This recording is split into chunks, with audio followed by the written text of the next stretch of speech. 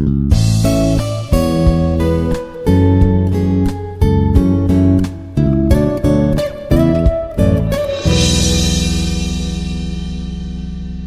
நாளிலே ஒரு முக்கியமான ஒரு தலையங்கத்திலே ஆண்டவருடைய வசனத்தை நாங்கள் கற்றுக்கொள்ள இருக்கின்றோம். நாங்கள் ஒரு சிறிய கூட்டமாக இருந்தாலும் ஆண்டவர் நம் மத்தியிலே இருக்கிறார். அதை நீங்கள் விசுவாசிக்கின்றீர்கள், நீங்கள் அதை உணர்வீர்கள் என்று சொல்லி நான் விசுவாசிக்கிறேன். ஆனால் நான் உணர்கிறேன், ஆண்டவர் நம் மத்தியிலே இருக்கிறார். அவர் சொல்லவில்லை பெரிதான கூட்டத்திலே தான் நான் இருப்பேன் என்று அவர் சொல்லவில்லை. அவர் சொல்லுகிறார், என் நாமத்தினாலே ஒருவர் அல்லது இருவர் கூடினாலும் அவர் மத்தியிலே நான் வாசமாய் இருப்பேன். ஏனென்றால் அவர் மனிதர்கள் மத்தியிலே வாசம் பண்ணுகிற தேவன். நாங்கள் பாடினது போல அவர் மனுஷர்களின் மத்தியிலே வாசம் பண்ணுகிறவர். நீங்கள் பரிசுத்த வேதாகமத்தில் ஆரம்பத்திலிருந்து நீங்கள் வாசித்தீங்கன்னா உங்களுக்கு தெரியும். அவர் ஏதேன் தோட்டத்திலே வாசம் பண்ணினார். அதுக்கு பின்பதாக இஸ்ரவேல் ஜனங்கள் மத்தியிலே வாசம் பண்ணினார். எப்படி வாசம் பண்ணினார்? பகலிலே மேகஸ்தம்பத்திலும் இரவிலே அக்கினி ஸ்தம்பத்திலும் அவர் வாசம் பண்ணுகின்ற தேவனாய் இருக்கிறார். ஓகே, இன்றைய நாளிலே ஒரு முக்கியமான ஒரு காரியத்தை குறித்து நான் உங்கள் மத்தியிலே பேசலாம், பிரசங்கம் பண்ணலாம், செய்தி கொடுக்கலாம் என்று சொல்லி நான் தயார்படுத்தி வந்திருக்கிறேன். அதாவது இந்த செய்தி கடந்த வாரத்தில் இருந்தே என்னுடைய இருதயத்திலே பரிசுத்த ஆவியானவர் இடைப்பட்டு கொண்டிருந்த ஒரு காரியம். அந்த காரியத்தை குறித்து உங்கள் மத்தியிலே பேசலாம் என்று சொல்லி நான் விரும்புகின்றேன். மத்தேயு 24ஆம் அதிகாரத்தில் எல்லாருக்கும் பரிச்சயமான தெரிந்த ஒரு வசனத்தை நாங்கள் வாசிக்க இருக்கிறோம். மத்தேயு 24ஆம் அதிகாரம், திருப்பிக் கொள்ளுங்க. மத்தேயு 24ஆம் அதிகாரம்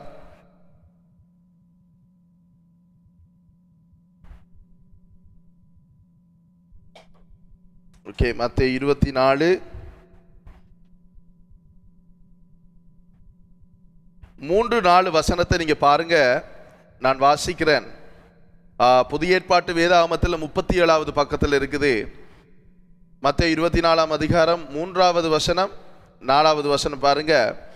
பின்பு அவர் ஒலிவ மலையின் மேல் உட்கார்ந்திருக்கையில் சீஷர்கள் அவரிடத்தில் தனித்து வந்து, இவைகள் எப்பொழுது சம்பவிக்கும்?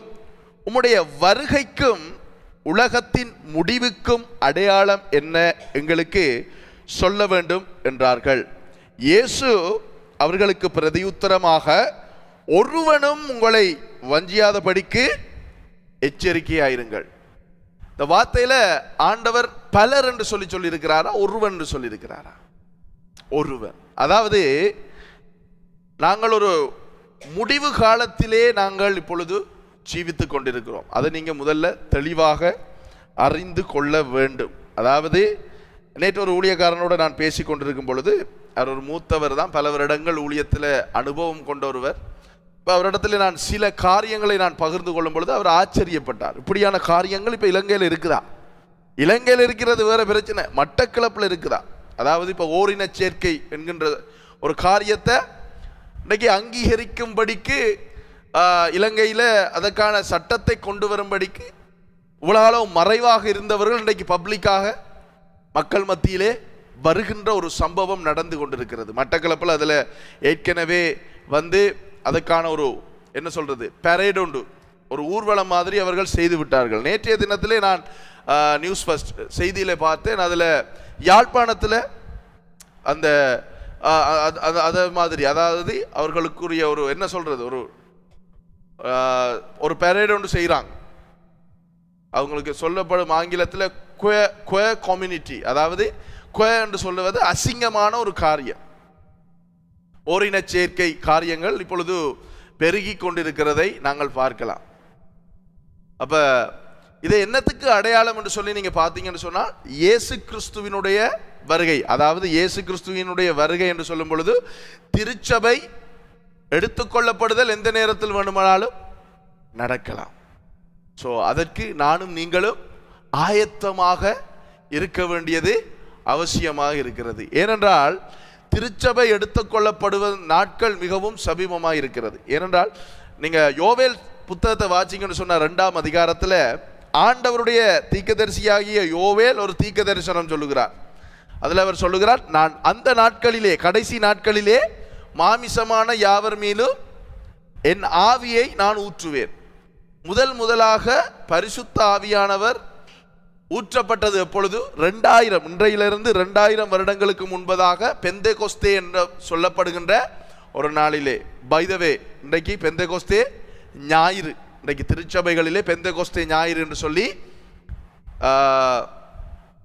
நிறைய ஃப்ளையர்ஸ், நிறைய போஸ்டர்ஸ் நான் நேற்றைய தினத்திலே பார்த்தேன். ஆனால் நான் இன்றைக்கு உங்களுக்கு பெந்தேகோஸ்தே நாளை குறித்து நான் எதுவுமே பேச போறதில்லை. ஆனால் மிகவும் எச்சரிப்பான ஒரு காரியத்தை, மிகவும் நீங்கள் விழிப்பாக இருக்க வேண்டிய ஒரு காரியத்தை குறித்து உங்களுக்கு பேச நான் விரும்புகிறேன். ஓகே, அப்போ மத்தேயு 24ஆம் அதிகாரத்திலே நாங்கள் பார்க்கும் பொழுது ஆண்டவராய் இயேசு சொன்னார், ஒருவனும் உங்களை ஏமாற்றாதபடிக்கு நீங்கள், ஏமாற்றி போடாதபடிக்கு நீங்கள் எச்சரிப்பாய் இருங்கள். ஏனென்றால் அப்படிப்பட்ட காலத்திலே நாங்கள் வந்து நிற்கின்றோம். இன்றைக்கு வஞ்சிப்பான ஊழியர்கள் இருக்கிறார்கள், வஞ்சிப்பான போதனைகள் இருக்கிறது, வேத வார்த்தைகளுக்கு சம்பந்தப்படாத உபதேசங்கள் இன்றைக்கு கிறிஸ்தவ சபைகளுக்குள்ளே, கிறிஸ்தவர்கள் மத்தியிலே, ஊழியர்கள் மத்தியிலே இன்றைக்கு பரந்து கலந்து காணப்படுகிறதை நாங்கள் பார்க்கலாம். ஏன் இப்படியான சம்பவம் நடக்கிறது என்று சொல்லி நீங்கள் பார்த்தீங்கன்னா, வேதம் சொல்லுகிறது, பிசாசானவன் தனக்கு கொஞ்ச காலம் இருக்கிறது என்று எண்ணி அவன் என்ன செய்கிறானா? மிகவும் வேகமாக செயல்படுகிறான். விசுவாசிகள், தேவனுடைய ஊழியர்கள் வேகமாக செயல்படுறாங்களோ இல்லையோ, பிசாசு தண்ட வேலையை சரியா தண்ட நேரத்துக்கு செய்கிறான். எப்படி செய்கிறான்? ஜனங்களை வஞ்சிப்புக்குள்ள கொண்டு வந்து அவர்களை பிழையான வழியிலே நடத்துவதற்கு. நீங்கள் ஏதேன் தோட்டத்தில் நடந்த சம்பவத்தை சாதாரணமாக எடுத்து சிந்திச்சிங்கன்னா உங்களுக்கு தெரியும். ஆதாம அவன் தொடல்ல, ஆதாமையும் மேவாளையும் அவன் அழிக்க வரல, எதுவுமே செய்யலை. அவன் என்ன செய்தான்? சின்னொரு தகவல், ஆண்டவர் சொன்ன வார்த்தைக்கு விரோதமானு சொல்லும் பொழுது முற்றிலுமா எகெயின்ஸ்டா இல்லை, அவர் சொன்னதிலிருந்து கொஞ்சம் மாற்றி கொஞ்சம் கலந்து வித்தியாசமாக சொன்னார்.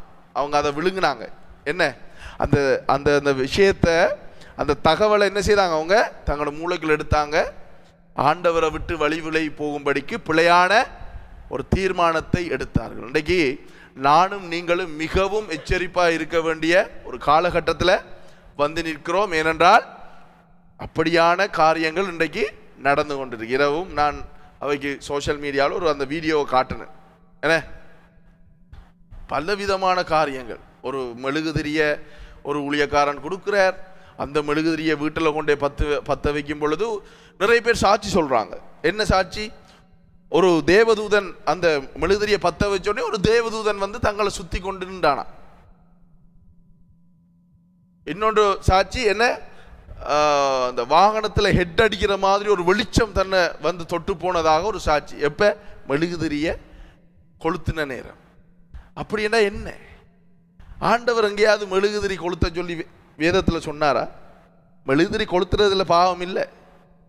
ஆனால் மெழுகுதிரிய கொண்டு வந்து அதுக்குள்ள ஆவிக்குரிய அர்த்தங்கள் கொடுக்க வெளிக்கிடும் பொழுது, வியாக்கியானம் பண்ணும் பொழுது பிரச்சனை உண்டாகும். ஓகே, இப்ப 2 கொரிந்தியர் 11ஆம் அதிகாரத்தை எடுங்க. 2 கொரிந்தியர் புத்தகம் 11வது அதிகாரம். 2 கொரிந்தியர் 11ஆம் அதிகாரம்.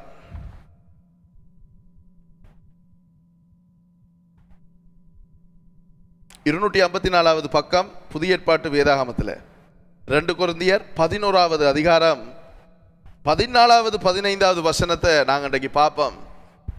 எடுத்துட்டீங்களா?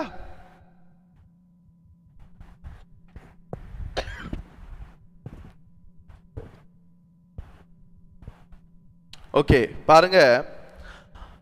14, 15. 2 கொரிந்தியர் 11, 14, 15. அது ஆச்சரியம் அல்ல, சாத்தானும் ஒளியின் தூதனுடைய வேஷத்தை தரித்து கொள்வானே. என்னவா? அது ஆச்சரியம் அல்ல. நீங்க ஆச்சரியப்படாதீங்க. என்னத்தை குறித்து ஆச்சரியப்படாதீங்க?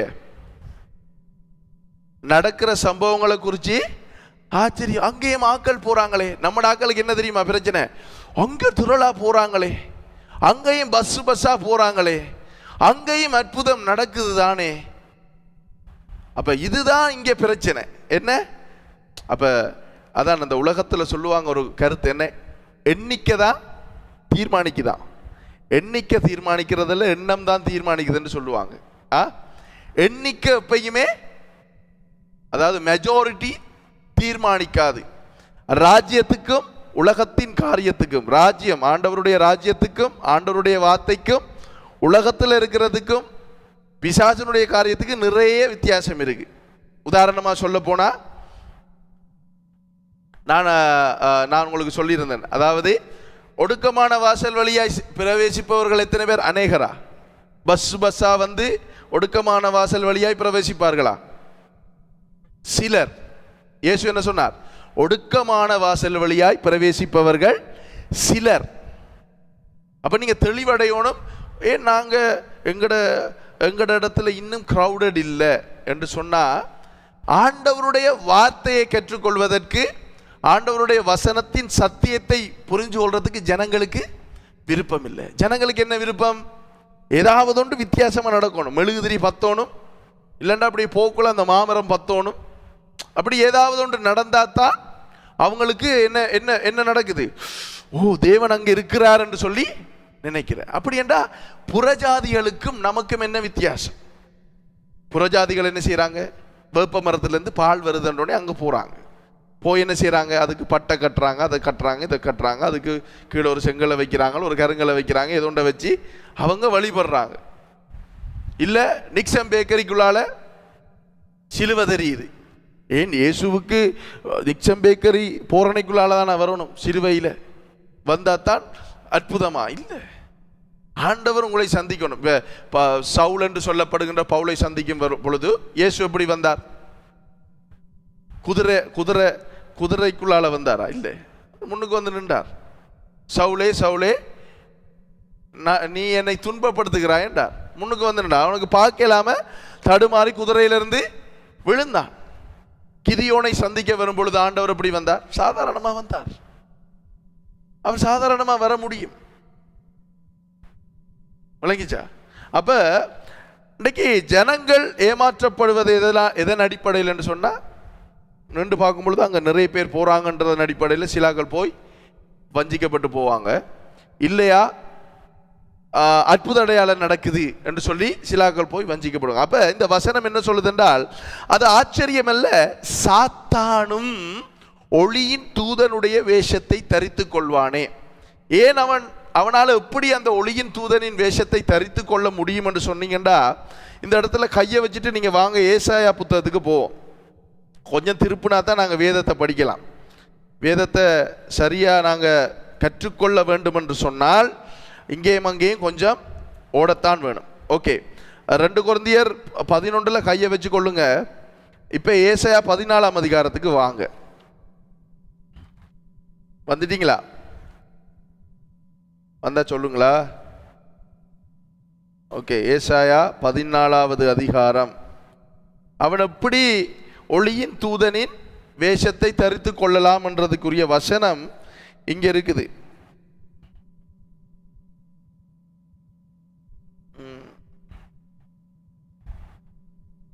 ஓகே, 12வது வசனத்தை பாருங்க. நான் வாசிக்கிறேன். 820வது பக்கம் பழைய ஏற்பாட்டு வேதாகமத்தில். அதுல அதிகாலையின் மகனாகிய விடிவெள்ளியே நீ வானத்திலிருந்து விழுந்தாயே. என்னவாம்? அதிகாலையின் மகனாகிய விடிவெள்ளியே. இதுதான் அந்த அங்க எழுதப்பட்டிருக்கின்ற ஒளியின் தூதன். இவர் எங்க இருந்தார்? முதல் பரலோகத்திலே தேவனுடைய சமூகத்திலே இருந்தார். இவருக்கு என்ன பொறுப்பு கொடுக்கப்பட்டது? காப்பாற்றுகின்ற தூதனாய் இருந்தார். பிரதான தூதர்கள் மீகாவேல், கேப்ரியேல் இவங்களோட இவரும் ஒரு பிரதான தூதனாய் இருந்தார். அப்ப இவருக்கு காப்பாற்ற பொறுப்பு கொடுக்கப்பட்டது. ஆராதனையை வழிநடத்துகின்ற பொறுப்பு இவருக்கு கொடுக்கப்பட்டது. ஓகே, இப்ப 2 கொரிந்தியருக்கு வாங்க. அப்ப அவன் அங்கிருந்து வந்தபடியினால அவனுக்கு தெரியும் என்ன ரியல் இல்ல, வேஷம். என்ன செய்யறது? வேஷத்தை தரித்துக் கொள்ளுதல். ஏன் வேஷத்தை தரித்துக் கொள்ளுகிறான்? மற்றவர்களை ஏமாற்ற. நாம ஏன் வேஷம் போடுறோம்? மனிதர்களே ஏன் வேஷம் போடுறாங்க? வேஷம் போடுறவங்க என்ன செய்வாங்க, ஒவ்வொரு ஆட்கள்கிட்டையும் ஒவ்வொரு விதமாக நடந்து கொள்வாங்க. உங்கள்கிட்ட ஒரு விதமாக நடப்பாங்க, அவர்கிட்ட ஒரு விதமாக நடப்பாங்க, அங்கே ஒரு ஆள்கிட்ட இன்னொரு விதமாக. ஏன் அப்படி அந்த வித்தியாசமாக அவங்க பேசுறது, மாறி மாறி பேசுறது என்று சொன்னால் வேஷம். அப்போ வேஷம் போடுறவங்களுக்குள்ள என்ன இருக்குன்னு சொல்லி நீங்களே இந்த வசனத்தின் அடிப்படையில் கண்டுபிடிச்சு கொள்ளுங்க. ஓகே, வேஷத்தை தரித்து கொள்வானே 15வது வசனம். ஆகையால் அவனுடைய ஊழியக்காரரும், யாருடைய ஊழியக்காரர்? அவனுடைய. அப்ப அவனுக்கென்ற ஊழியக்காரர்கள் இருக்கிறாங்களா? வேதம் வசனம் சொல்லுதா? நான் சொல்லல, வேதம் சொல்லுது, பரிசுத்த வேதாமம் நமக்கு சொல்லுது. அவனுடைய ஊழியக்காரரும், அடுத்தது பாருங்க, நீதியின் ஊழியக்காரருடைய வேஷத்தை தரித்து கொண்டால் அது ஆச்சரியம் அல்லவே. அப்ப அவனுடைய ஊழியக்காரர் என்ன வேஷத்தில் வருவாங்க? நல்ல ஊழியக்காரனை போல, நீதியின் உள்ள ஊழியக்காரனை போல. அவரும் பாஸ்டர் தானே, அவரும் அருமையான ஆள் தானே. என்ன அவர் அப்பா எவ்வளவு சனம் போறாங்கடாப்பா, விழுந்தெல்லாம் எழும்புறாங்க, குப்பரெல்லாம் விழுந்து என்று வேஷத்தை தரித்து கொள்ளலாம். அதான் நான் திருப்பியும் சொல்றேன், எண்ணிக்கை தீர்மானிக்கிறது இல்லை, கிறிஸ்தவத்தில் வேத வார்த்தைகள் தான் தீர்மானிக்கும். எண்ணிக்கையின் அடிப்படையில் ஊழியம் இல்லை. எப்பயும் நீங்க தெளிவா, நீங்க புதிய ஏற்பாட்டில் அப்போஸ்தல புத்தகத்தை வாசி பாருங்க, எல்லா இடமும் வீட்டு சபைகள் நடைபெற்றது. நடந்தா இல்லையா? வீடுகள் தோறும் அவர்கள் அப்பம் விட்டார்கள், வீடுகள் தோறும் கர்த்தரை ஆராதித்தார்கள், ஜெபித்தார்கள். அதுக்காக சபை கட்ட வேணாம் என்று சொல்லல, கட்டுங்க, அதெல்லாம் பிரச்சனை இல்லை. ஆனா ஆண்டவருடைய வசனத்தை எடுத்துட்டு, இயேசுவை எடுத்துட்டு சபை நடத்த போனா என்ன நடக்கும்? இயேசுவின் இடத்துல வேற ஒருத்தர், நான் அடிக்கடி சொல்லுகிறேன், இயேசு ஒருவருடைய வாழ்க்கையில ஒரு இடத்துல முதல் இடத்துல இல்லையோ அந்த இடத்துல யார் இருப்பா? லூசிஃபர், ஒளியின் தூதன் இருப்பான், பிசாசு இருப்பான், அல்லது வேஷம் போடுகிறவனா ஒருத்தன் இருப்பான். இப்ப கிறிஸ்தவர்களை வஞ்சிக்கணும் என்று சொன்னா, ஒரு பூசாரி மாதிரி வந்தா வஞ்சிக்க முடியுமா? என்ன சொல்லுவாங்க? இவர் கதை இவர் பண்ணுவாங்க. ஒரு மௌலவி மாதிரி வந்தா, பைபிளை தூக்கிட்டு வந்தா வஞ்சிக்க முடியுமா? முடியாது. ஒரு பௌத்த பிக்கு மாதிரி வந்தா வஞ்சிக்க முடியாது. கிறிஸ்தவர்களை ஏமாற்றணும், கிறிஸ்தவர்களை பிழையான வழியில திருப்பணும், கிறிஸ்தவர்களை தேவனுடைய பிள்ளைகளை நரகத்துக்கு கொண்டு போகணும் என்று சொன்னா அவன் எந்த வேஷத்தில் வருவான்? போதகர், அப்போஸ்தலர், தீர்க்கதரிசி, மெய்ப்பன், சுவிசேஷன், இந்த வேஷத்தில் தான் அவன் வருவான். அடுத்த விஷயம், பிசாசு. ஏசாயா 14:14 வாசிங்க ஒருக்கா. ஏசாயா 14, ஏசாயாவுக்கு போங்க ஒருக்கா. ஏசாயா தீர்க்கதரிசி புத்தகம் 14ஆம் அதிகாரம் 14வது வசனம். அதுல இன்னொரு விஷயத்தை நான் காட்டி கொடுக்குறேன் உங்களுக்கு. அது ஏற்கனவே உங்களுக்கு பரிச்சயமான ஒரு வசனம் தான். ஓகே, எடுத்துட்டீங்களா? 820வது பக்கம் 14வது வசனம் பாருங்க. நான் மேகங்களுக்கு மேலாக உன்னதங்களில் ஏறுவேன், உன்னதமானவருக்கு ஒப்பாவேன் என்றும் நீ உன் இருதயத்தில் சொன்னாயே. அவன் யாருக்கு ஒப்பாகணும் என்று விரும்புகிறான்? உன்னதமானவருக்கு ஒப்பாகணும். இப்ப என்ன சொல்றது, நகைக்கடையில் போனா ஒரிஜினல் நகையும் இருக்கு, கவரிங் நகையும் இருக்கு. ரெண்டையும் ஒரே டிசைன்ல செஞ்சிருப்பான். எப்ப நம்மளால பார்த்தோன்னே கண்டுபிடிக்கலுமா? முடியாது, உடனே பிடிக்க முடியாது. கவரிங் நகை நாங்க பாதிக்க ஆரம்பிச்சு போகும் பொழுது கண்டுபிடிக்கலாம் இது கவரிங் நகை. ஒரு கடையில போய் இப்படி பார்க்கக்குள்ள, ஷோரூம்ல பார்க்கும் பொழுது அதை கண்டுபிடிக்கலாது. என்னண்டு இது கவரிங், இது ஒரிஜினல் தங்கம் கண்டுபிடிக்கலாது. அப்ப இவனுக்கு என்ன வேணும் என்று சொன்னா, உன்னதமானவருக்கு தன்னை ஒப்பாக்க வேணும். அப்ப அவன் ஊழியக்காரர்கள் எப்படி காட்டணும்? நீதியின் ஊழியக்காரர், தேவனுடைய ஊழியக்காரர். நீதி என்றால் தேவனுடைய வார்த்தை. இயேசுவினுடைய ஊழியக்காரரை போல தன்னுடைய ஊழியக்காரரை மாற்றிக்கொள்ள வேண்டும் என்றதுதான் அவனுடைய பிரதானமான நோக்கமா இருக்கிறது. ஓகே, இப்ப இவ்வளவும் என்னத்துக்கு நான் சொல்லி கொண்டு வாரேன் என்று சொன்னா, இன்றைக்கு நிறைய பேர் இன்றைய காலகட்டத்தில் எப்படி இருக்கிறாங்கன்னு சொன்னா, நிறைய பேர் தங்களுக்கு பாஸ்டர், அப்போஸ்தலர், தீர்க்கதரிசி, வேற என்ன சுவிசேஷகர், வேற போதகர் என்று சொல்லி பலர் இன்றைக்கு எழுந்திருக்கிறார்கள். அவங்களோட பேருக்கு முன்னால அந்த பதவியினுடைய டைட்டிலும் போடப்பட்டிருக்கு. ரெவரன், பிஷப், இப்படியெல்லாம் போடப்பட்டிருக்கு. இப்ப இந்த மெய்ப்பன், அப்போஸ்தலர், தீர்க்கதரிசி இந்த ஊழியங்களை ஏற்படுத்தினவர் ஆண்டவர். யார் ஏற்படுத்தினா? ஆண்டவர். ஓகே, எபேசியர் எடுங்க. எபேசியர் 4ஆம் அதிகாரத்துக்கு வாங்க. பின்னால் இருக்குது. அப்படியே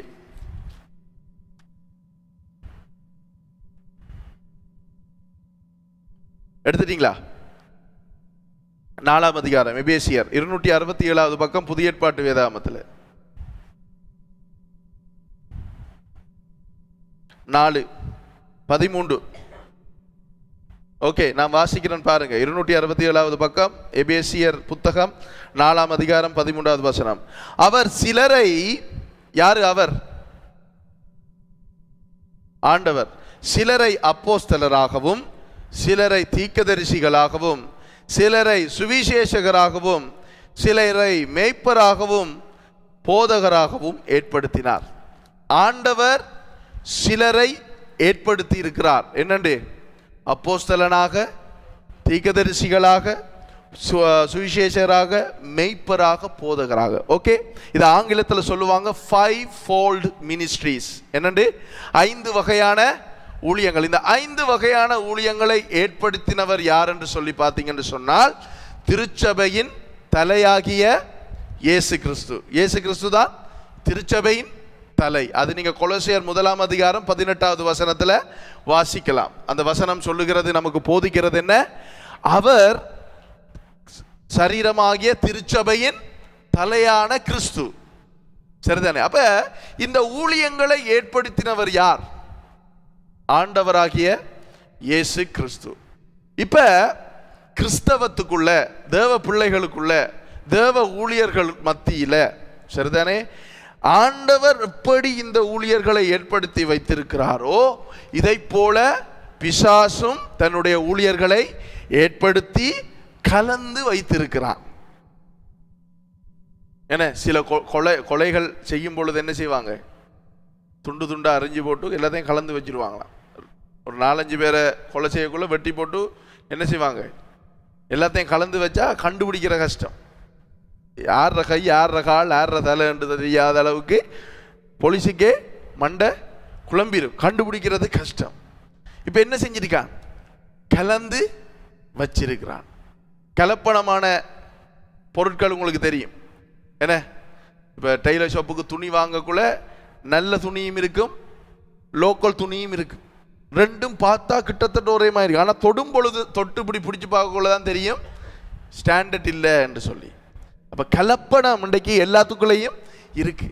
இப்போ இந்த கலப்பணம் சம்பந்தமான அறிவில்லாத சில கிறிஸ்தவர்கள், விசுவாசிகள், சரிதானே, வேதத்தின் அறிவில்லாதவர்கள். ஓசியா 4ஆம் அதிகாரம் 6வது வசனத்தின்படி என்னென்று ஜனங்கள் நாசமா போறாங்களா?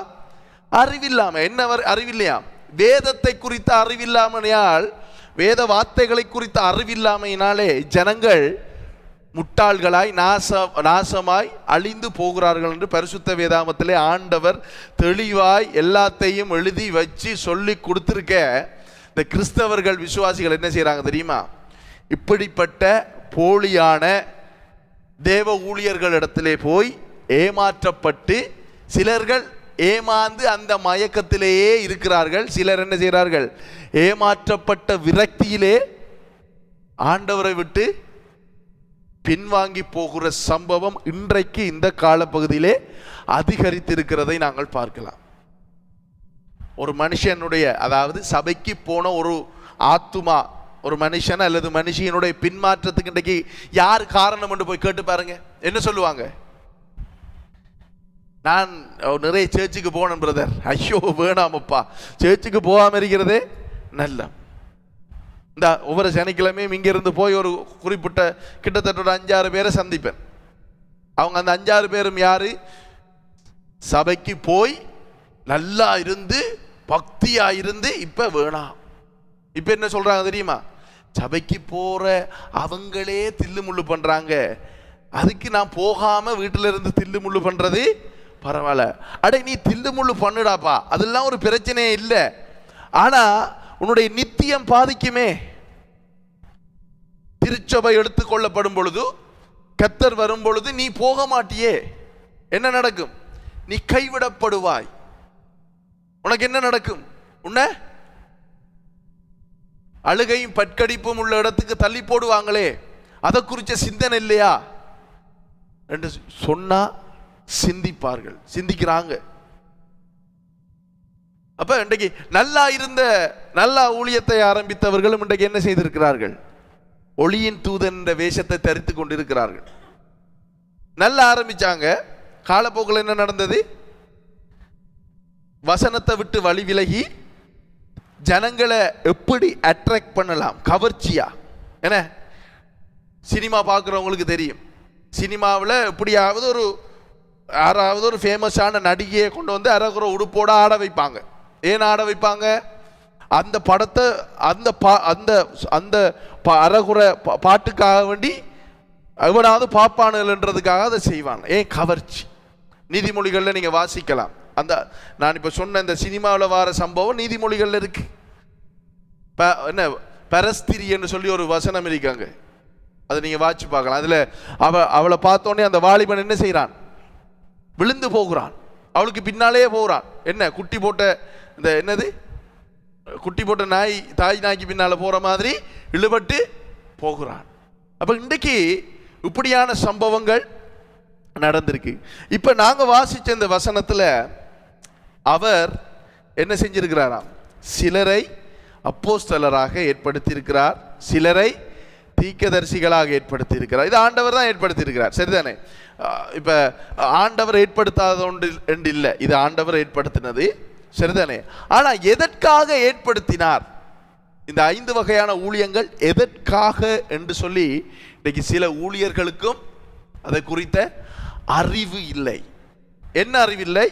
நான் சொல்லிக் கொடுக்குற அறிவில்லை, வேத அறிவில்லை. வேதத்தை ஒழுங்கா வாசிக்கிறது இல்லை. வேதத்தை எப்படி வாசிக்கிற? நியூஸ் பேப்பர் வாசிக்கிற மாதிரி கிடுக்கிட்டு வாசிக்கிறது. நான் உங்களுக்கு சொல்லியிருக்கிறேன், வேதத்தை வாசிக்கும் பொழுது மெதுவாக ஆறுதலாக வாசிங்க. நீங்கள் வாசித்து முடிச்சிட்டீங்க என்று சொல்லி ஆண்டவராக இயேசு உங்களுக்கு முன்னால் வந்து நின்று சல்யூட் அடிக்க போகிறது இல்லை.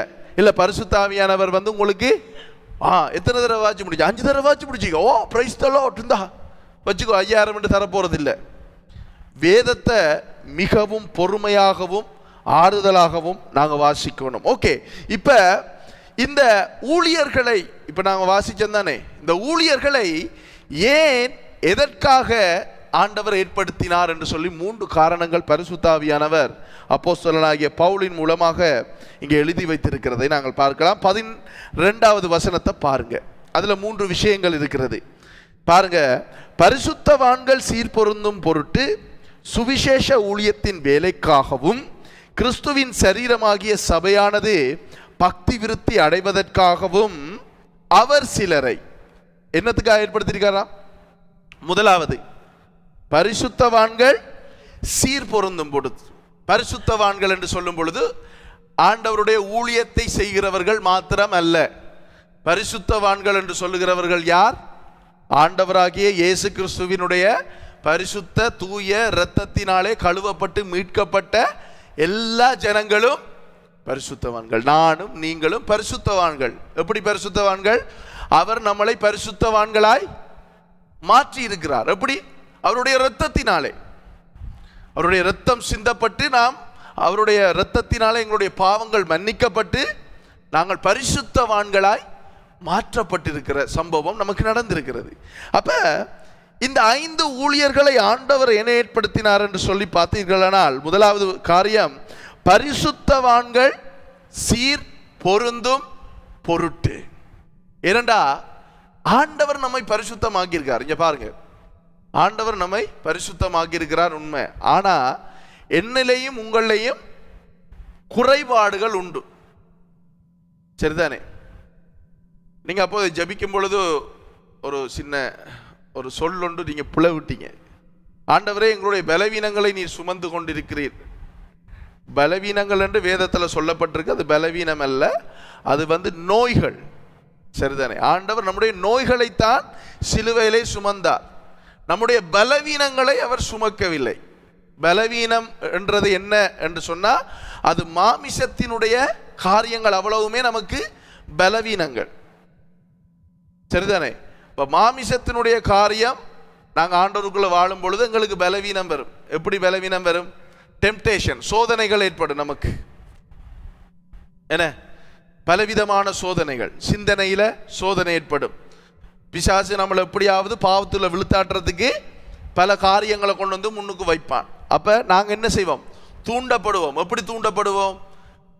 கலாத்தியர் 5ஆம் அதிகாரத்தில் நாங்கள் பார்க்கிறோம், மாமிசத்தின் கிரியைகள் நமக்குள்ள இருக்கு. அப்போ அந்த காரியம் உள்ள இருக்கும் பொழுது நாம் என்ன செய்வோம்? தூண்டப்படுவோம். அதுதான் பலவீனம். அதை ஏன் பலவீனம் என்று வேதம் சொல்லுது என்று சொன்னா, நாங்கள் ஆண்டவருக்குள்ள வாழும் பொழுது சில நேரங்களில் எங்களுடைய பலவீனங்கள் எங்களுக்கு உண்டு. என்ன? சில நேரம் கோபம் வரும், இது ஒரு பலவீனம். சில நேரம் நாங்கள் ரட்சிக்கப்படுவதற்கு முன்பதாக சில காரியங்களை செய்து கொண்டிருந்திருப்போம். ரட்சிக்கப்பட்டதுக்கு பின்பதாக அதை விட்டுட்டு ஆண்டவருக்குள்ள வந்து ஆண்டவருடைய வேதமும் ஜபமும் உபவாசம் கத்தரை தேடுறது இந்த மாதிரியான காரியங்களில் நாங்கள் ஈடுபடுவோம்.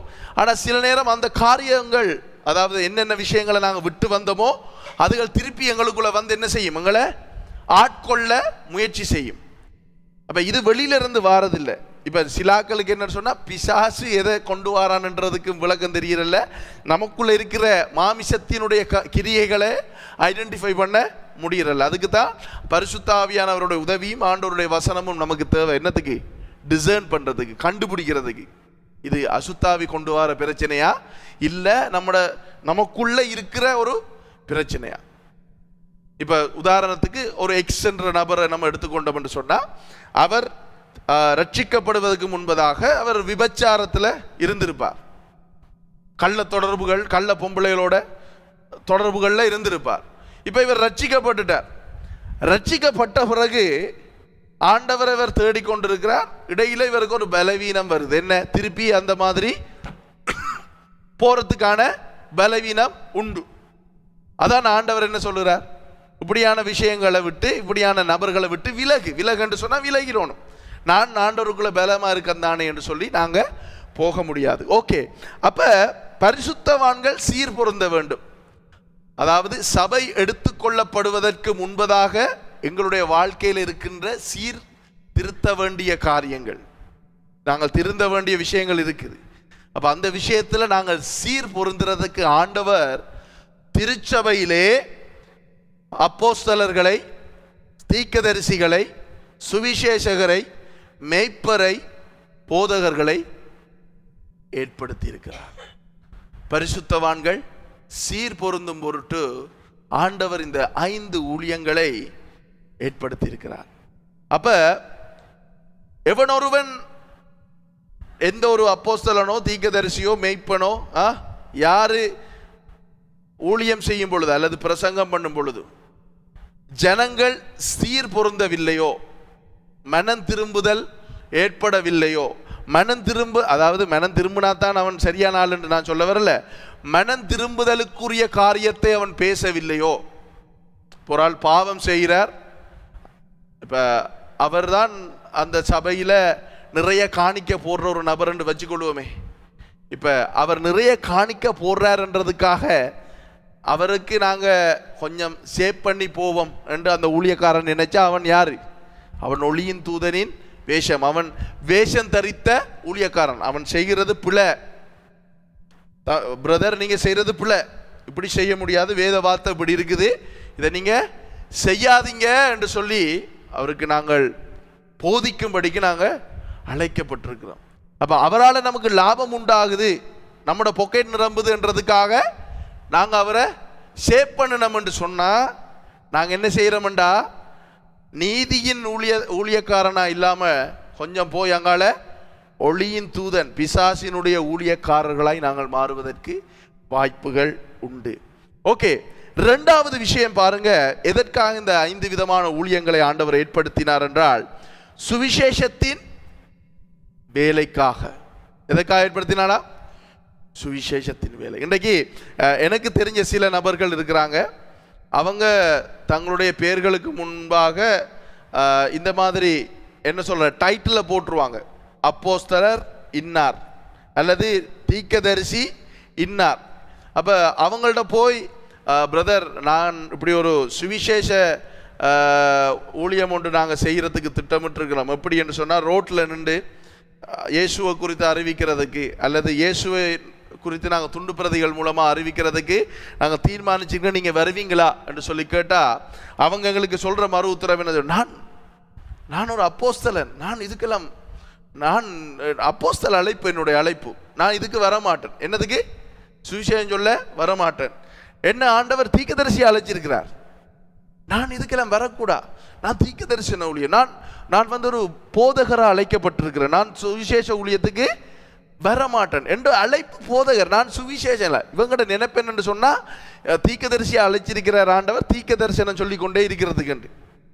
அதுக்காக ஆண்டவர் அழைக்கலை. இந்த 5 ஊழியங்களையும் ஆண்டவர் ஏற்படுத்தினது 2வது அந்த 12வது வசனத்தில் நீங்கள் பார்க்கலாம்.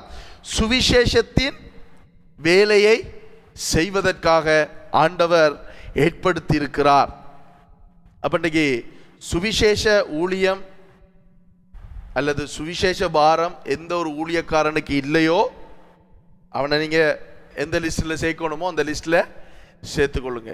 எவன் ஒருவன் புது ஆத்துமாக்களை தேடி இயேசுவை குறித்து பேசவில்லையோ, இயேசுவை பிரசங்கிக்கவில்லையோ, இயேசுவை அறியாதவர்களுக்கு இயேசுவை எந்த ஊழியக்காரன் பிரசங்கிக்கும்படிக்கு தன்னுடைய விசுவாசிகளுக்கு, தன்னுடைய திருச்சபை மக்களுக்கு தானும் சேர்ந்து அந்த சுவிசேஷ ஊழியத்தை செய்வதற்கு அவர்களை ஊக்கப்படுத்தவில்லையோ, அவன் கள்ள ஊழியக்காரன். அடுத்தது, பாவத்தை குறித்து, அதாவது பரிசுத்தவான்கள் சீர் பொருந்தும் பொருட்டு பாவத்தை குறித்து பிரசங்கம் பண்ணவில்லையோ, அவன் யாரு? கள்ள ஊழியக்காரன், கள்ளன். அவன் ஒளியின் தூதனின் வேஷத்தை தரித்து கொண்டு பிசாசு எப்படி செயல்படுகிறதோ அதே போல இவனும் ஒரு வேஷத்தை தரித்து கொண்டு தன்னை ஊழியக்காரனாக காண்பித்து கொண்டிருக்கின்றான். ஓகே, அடுத்தது 3வது பாயிண்ட் பாருங்க. எதற்காக இந்த 5 விதமான ஊழியங்களை ஆண்டவர் ஏற்படுத்தினார் என்றால், கிறிஸ்துவின் சரீரமாகிய சபையானது பக்தி விருத்தி அடைவதற்காக. எதற்காக? திருச்சபை பக்தி விருத்தி அடைய வேண்டும். திருச்சபை ஜனங்கள், திருச்சபை என்று சொல்றது கட்டடம் இல்லை, திருச்சபை ஜனங்கள் விசுவாசத்திலே ஆண்டவரை குறித்த காரியங்களிலே அறிந்து கொண்டு வளர்ச்சி அடைய வேண்டும். திருச்சபை ஜனங்கள் விசுவாசத்திலே வளர வேண்டும். திருச்சபை ஜனங்கள் பரிசுத்தத்தில் வளர வேண்டும். திருச்சபை ஜனங்கள் ஆண்டவருக்கு உண்மையாக இருப்பதில்லை, ஆண்டவரை வைராக்கியமாய் பின்பற்றுறதில், தூய்மையாக இருக்கிறதுல, வைராக்கியம் பாராட்டுறதில் அவங்க வளர வேண்டும். எந்த ஒரு ஊழியக்காரன் இந்த மாதிரி திருச்சபையை பக்தி வைராக்கியத்துக்கு நேராக நடத்தவில்லையோ, அவன் கள்ள ஊழியக்காரன், பிசாசினுடைய ஊழியக்காரன். அப்ப உங்களுக்கு இன்றைக்கு தெளிவா விளங்கியிருக்கும் என்ன, எதற்காக ஆண்டவர் 5 விதமான இந்த ஊழியங்கள், அதாவது மெய்ப்பன், போதகர், தீர்க்கதரிசி, சுவிசேஷகன், அப்போஸ்தலர், இந்த 5 விதமான ஊழியங்களையும் ஏற்படுத்தினார் என்று சொல்லி நான் மீண்டுமாக சொல்ல விரும்புகிறேன். 12வது வசனத்தில் இருக்கிற முதலாவது, பரிசுத்தவான்கள் சீர் பொருந்து பொருட்டு இந்த 5 ஊழியங்களை ஆண்டவர் ஏற்படுத்தினார். ஏற்படுத்தினவர் யார்? ஆண்டவர் கிறிஸ்து இயேசு. ஏன்? அவர்தான் திருச்சபையின் தலை. ஒரு தலைவர் தான் இந்த காரியங்களை ஏற்படுத்த முடியும், உண்டாக்க முடியும். அடுத்தது சுவிசேஷ ஊழியம். அடுத்தது திருச்சபை பக்தி விருத்தி. திருச்சபை என்றது கட்டடம் இல்லை, திருப்பியும் சொல்றேன், திருச்சபை ஜனங்கள் பக்தி விருத்தி அடைய வேண்டும். இப்ப நான் இன்றைக்கு உங்களுக்கு பேசுகிற இந்த வார்த்தை, இன்றைய நாளில் உங்களை கூப்பிட்டு வச்சு இடத்துல இருந்து நடத்துகிற ஆராதனையில் நீங்க பக்தி விருத்தி அடையல, உங்களுக்குள்ள ஒரு வளர்ச்சி இல்லை, வேத வார்த்தையின் வளர்ச்சி உங்களுக்குள்ள இல்லைன்னு சொன்னா உங்களையும் ஆராய வேண்டும், நான் என்னையும் ஆராய வேண்டும். ஏன்? நான் உபவாசம் இருந்து இந்த வார்த்தையை உங்களுக்கு நான் பேசுறேன். அப்ப நீங்க இதை எடுத்து தியானிச்சு கற்றுக்கொண்டு ஆண்டவருக்குள்ளாக வளர வேண்டும். ஆண்டவருக்குள்ளாக வளர்றதுன்றது என்னது? அவருடைய வார்த்தையில நீங்க எந்த அளவுக்கு வளர்ந்துருக்கிறீங்க. ஆனா நான் பார்க்கிறேன் நீங்க வளர்ந்துருக்கிறீங்க. எப்படி பார்க்கிறேன்? சிலாக்களுக்கு சுத்தியலால் அடிக்கிறீங்க வார்த்தையால, அவங்க கொஞ்சம் தடுமாறுறாங்க, வந்து இருக்கிறார்கள், கொஞ்சம் பேர் இருக்கிறாங்க தானே, அவங்க எந்த நேரம் ஒரு வாய்ப்பு, ஒரு மயக்கம் திருறார்கள். பரிசுத்தாவியானவர் என்று ஏதோ ஒன்றை செய்து கொண்டு திரிகிற கூட்டம். அப்ப இன்றைக்கு உங்களுக்கு தெளிவா விளங்கியிருக்கும். அப்போஸ்தலர் இப்ப உங்களுக்கு தெளிவா விளங்குறத விட இப்போ ஒருத்தர் வாரார் அப்போஸ்தலர் என்று வந்தா நீங்க அவரை வச்சு என்ன செய்யலாம்? ஐடென்டிஃபை பண்ணலாம். இவர் எப்படி? இவர் அப்போஸ்தலர், உண்மையான அப்போஸ்தலர் தானா, இல்ல இவர் தில்லுமுள்ளு பண்றவரா? அதே மாதிரி வாருகின்ற ஒவ்வொருவரையும் விசுவாசிகளா இருந்தாலும் சரி, இவர் கள்ள விசுவாசியா நல்ல விசுவாசியாண்டு கண்டுபிடிக்கிறதுக்கு உங்களுக்கு என்ன கொடுத்துருக்கேன்? இப்ப கையில வார்த்தையினுடைய திறப்பை கொடுத்திருக்கிறேன். அப்ப நீங்க என்ன செய்யறது? அந்த எலோஹித் சொல்ற மாதிரி அந்த பூத கண்ணாடியை எடுத்து இப்படி வச்சு பார்க்குற மாதிரி இனி ஒவ்வொரு ஆக்களையும் பூத கண்ணாடியில பார்க்கணும். அதுக்கு முதல்ல இந்த செய்தியை முடிப்பதற்கு முன்பதாக 14வது வசனத்தை பாருங்க. எபேசியர் 4ஆம் அதிகாரம் 14வது வசனம்.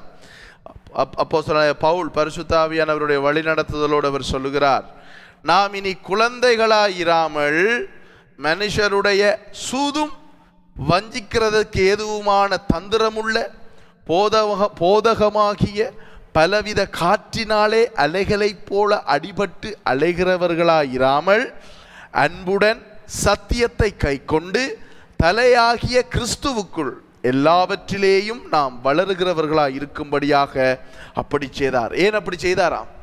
இந்த 5 வகையான ஊழியத்தை இந்த 3 நான் ஏற்கனவே சொன்ன 3 பணிகளுக்காக செய்தார். அடுத்ததாக இந்த 5 வகையான ஊழியத்தை ஏன் ஏற்படுத்தினார் என்றால், நாம் இனி குழந்தைகளாயிராமல் மனுஷருடைய சூதும் வஞ்சிக்கிறதற்கு ஏதுவான தந்திரமுள்ள போதகங்களில் போய் சிக்கிக்கொள்ளாம பலவித காற்றினாலே அலைகளைப் போல அடிபட்டு அலைகிறவர்களாயிராமல். இப்போ நீங்கள் பார்த்தீங்கன்னு சொன்னால், இப்போ நான் உங்களுக்கு அப்போதை சொன்னேன், ஏன் இந்த இடத்துல ஜனங்கள் குறைவு என்று சொன்னால், இந்த இடத்துல எவங்க நிரந்தரமாக இருப்பாங்கன்னு சொன்னால் வசனத்தை கற்றுக்கொண்டு வளர விரும்புகிறவர்கள், வசனத்தை கற்றுக்கொண்டு ஆண்டவரோட இருக்கிற உறவுல நீட்டா எந்த ஒரு பிரச்சனையும் இல்லாம வளர விரும்புகிறவர்கள் இந்த இடத்துல நிரந்தரமா இருப்பாங்க.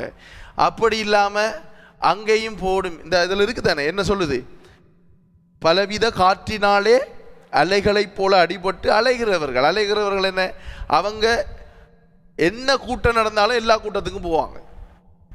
அவங்களுக்கு நிரந்தரமா ஒரு திருச்சபை இருக்காது. என்ன செய்வாங்க? எல்லா சபையிலையும் போய் இருந்து எழும்பிட்டு வருவாங்க. ஏன்? இவங்க குழந்தைகள், இன்னும் வளரல, தாங்க வளர்ந்திருக்கிறோம்னு நினைக்கிறாங்க. அப்ப அதான் 15வது வசனத்துல அவர் சொல்லுகிறார், அன்புடன் சத்தியத்தை கைக்கொண்டு தலையாகிய கிறிஸ்துவுக்குள் எல்லாவற்றிலேயும் நாம் வளருகிறவர்களாய் இருக்கும்படியாக அப்படி செய்தார். அப்ப இந்த 5 வகையான ஊழியத்தில் இருக்கிறவர்கள் என்ன செய்யணும்டா, தன்னுடைய ஜனங்களை வார்த்தையில கிறிஸ்துவுக்குள்ள வளர்ற என்ன வார்த்தையில வளர்க்க வேண்டும். அப்போ வார்த்தையை கற்றுக் கொடுக்க வேண்டும். வார்த்தையில சந்தேகங்கள் ஜனங்களுக்கு வரும் பொழுது, கேள்விகள் உண்டாகும் பொழுது அதுக்கு சரியாக வேத வார்த்தைகளை எடுத்து கொடுத்து அவங்களுக்கு சொல்லிக் கொடுக்க வேண்டியது இந்த 5 வகையான ஊழியர்களுடைய கடமை. இன்னைக்கு நிறைய பேர் என்ன நினைக்கிறாங்க தெரியுமா? ஏதோ ஒரு தீர்க்கதை கர்த்தர் சொல்லுகிறார், உன்னுடைய வாய்க்குள்ளே 32 பல் இருக்கிறது, இந்த மாதிரி சொன்னோன்னே சொன்னாங்க, ஓ ஆமென் அல்லேலூயா. ஏன் அல்லேலூயா? அப்பதான் 32 இருக்குன்னு சொல்லி அவருக்கு தெரிஞ்ச மாதிரி 32 தாண்டா வாய்க்குள்ள இருக்கும். ஆண்டவர் சொல்லுகிறார், சகோதரனே சகோதரியே, நாளைய தினத்திலே திங்கட்கிழமை வருகிறது. ஆமென், நாளைக்கு திங்கட்கிழமை தாண்டா. அப்ப இப்படியான ஆட்கள் இருக்கும் வரைக்கும் இப்படியான ஆட்களும் இருப்பாங்க. ஆகையினால என்னுடைய இந்த ஊழியத்தில் இருக்கிற உங்களுக்கு நான் சொல்லிக் கொடுக்கிறது என்னவென்றால், எதிர்வரும் காலங்களில் இப்படியான காரியங்கள் இன்னும் அதிகரிக்கும். ஆகையினால நீங்கள் தெளிவுள்ளவர்களாய் விழிப்புள்ளவர்களாய் இருந்து குழந்தைகளாய் இராமல் என்ன செய்யட்டாம்? வளரட்டாம். ஆண்டவருக்குள்ள வளர்ந்து கர்த்தருடைய காரியங்களிலே ஈடுபடுங்கள் என்று சொல்லி ஆண்டவருடைய வார்த்தை நமக்கு கற்றுக் கொடுக்கிறது. ஓகே.